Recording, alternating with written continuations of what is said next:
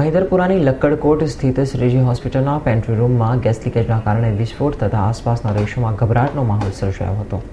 Fire સૂત્રો પાસેથી મળતી માહિતી મુજબ મહિધરપુરાના લક્કડકોટ સ્થિત શ્રીજી હોસ્પિટલના પેન્ટ્રી રૂમમાં રાત્રિના 11 વાગ્યાના અરસામાં ગેસ લીકેજ થયો હતો.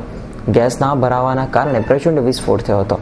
આ વિસ્ફોટ એટલો જોરદાર હતો કે હોસ્પિટલની દિવાલ ધરાશાય થઈ હતી અને ઘટના સમયે હોસ્પિટલમાં દાખલ 6 જેટલા દર્દીઓને નાની મોટી ઈજાઓ થઈ હતી.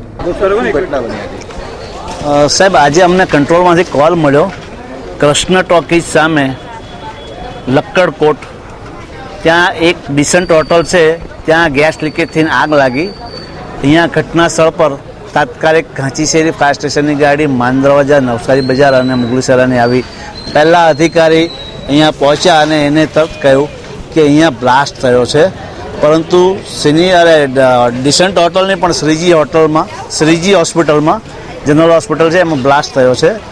તાત્કાલિક ઘટના સ્થળ પર આવ્યા અને થોડું ઘણું બ્લાસ્ટ થયું, થોડું ઘણું સળગેલું હતું, એ આગ ઓલવી નાખી અને જે હોસ્પિટલની અંદર ઇન્ડોર પેશન્ટ હતા એને વારાફરતી અમે લોકોએ બહાર કાઢેલા છે સહી સલામત.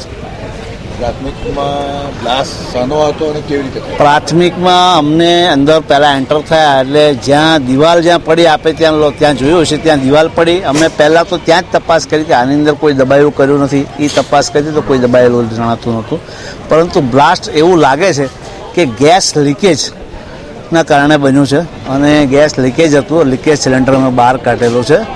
લીકેજ સિલિન્ડર હશે ક્યાંય અને એ રૂમની અંદર ગેસ ભેગો થયો અને ક્યાંકથી સોર્સ ઓફ ઇગ્નિશન મળ્યું એટલે આ બ્લાસ્ટ થયેલું છે. પણ લીકેજનું કારણ શું હોઈ શકે? મે બી બની શકે કોઈ પણ કારણ, કદાચ કોઈક એ લોકોએ ઉપયોગમાં લીધો હોય અને પૂરું બંધ ના કર્યું હોય, ક્યાં ઉંદરડો કાપી ગયો હોય, મે બી બની શકે. એના કારણો બધા બે ત્રણ છે. જોકે આગ લાગવાના પ્રકરણમાં કોઈ જાનહાનિ ન થતાં તંત્રે રાહતનો શ્વાસ લીધો હતો, પરંતુ વિસ્ફોટમાં હોસ્પિટલના ફ્રીજ, એસી તેમજ ખુરશી સહિત નાશ પામ્યું હતું. Bureau report, S9 news, Surat.